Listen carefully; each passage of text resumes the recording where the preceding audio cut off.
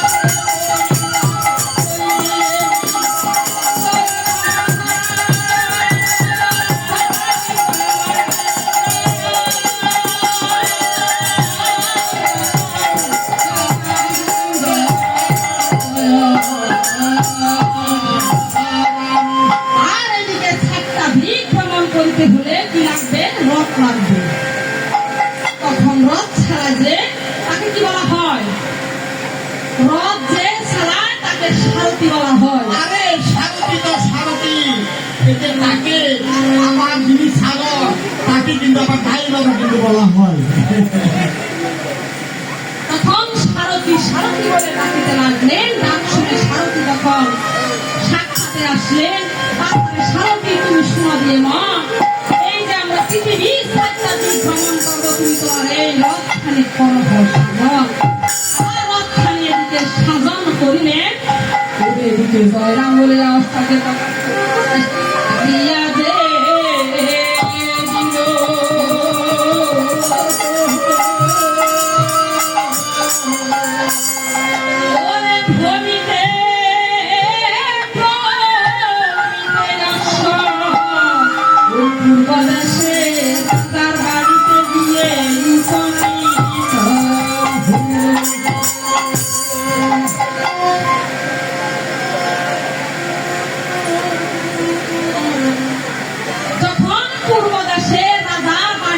উপনীত হলেন।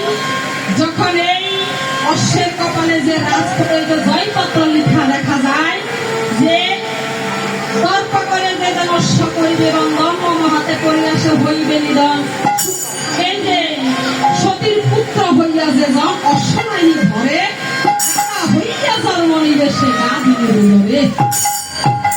এমন একটা কথা যদি লিখা যায় কেউ কি আর ঠিক থাকতে পারে? কারো মা কি কারো জন্য অসুখী হয়? কারো মা বাবা কারো জন্য বড় হয় না, খারাপও হয় না, অসুখীও হয় না। তখন এইদিকে পূর্বদেশের পর্বত রাজা কি কার্য করলেন? বাহুবলে অশ্বটাকে বন্দনা করলেন। এমন সময় শত্রু ভাবি সে রাজার বাড়িতে গিয়ে তখন উপনীত হলেন। এই অশ্বটাকে বন্দন করেছে। হ্যাঁ রে, কে বন্ধন করেছে আমার বাড়িতে? সে আমাকে প্রশ্ন করা, কে বন্ধন করেছে আমার বাড়িতে? কি একজন অনুরোধ লাগে? তাহলে আপনি বন্দন করেছেন? হ্যাঁ, আমি বন্ধন করেছি। মহারাজ, এটা কার অশ্ব আপনি জানেন? আর তার অশ্ব হোক না কেন, আমার বাড়িতে অশ্বও এসেছে। অশ্বের কপালে দইপত্র লেখা আছে, সত্যের পুত্র হইয়া যেন সুনাহি ধরে, এদের দাদা হইয়া জন্ম নিল সেই গা দিনের করে। আসলে আপনি সে সতী মায়ের পুত্র। হ্যাঁ, আমি সেই সতী মায়ের পুত্র। অনেক কথা বলেছি, এবার অশ্বটা আপনি ছেড়ে দিন। ছেড়ে দেবো? আরে সেটাই কোনো আচরণ আমরা করি না। ওরা আপনি কি করবেন? আরে আমরা প্রয়োজন হলে যুদ্ধ করবো। আরে যুদ্ধ শিখেছেন? যুদ্ধ শিখিনি। আরে প্রয়োজন হলে তোমাদের সবাইকে শিখাইতে পারি। ওহে মিত্রগণ, রণরাজ্য রাজা লেখন এই মহারাজের যুদ্ধের সাথে মিশিয়ে গেলেন।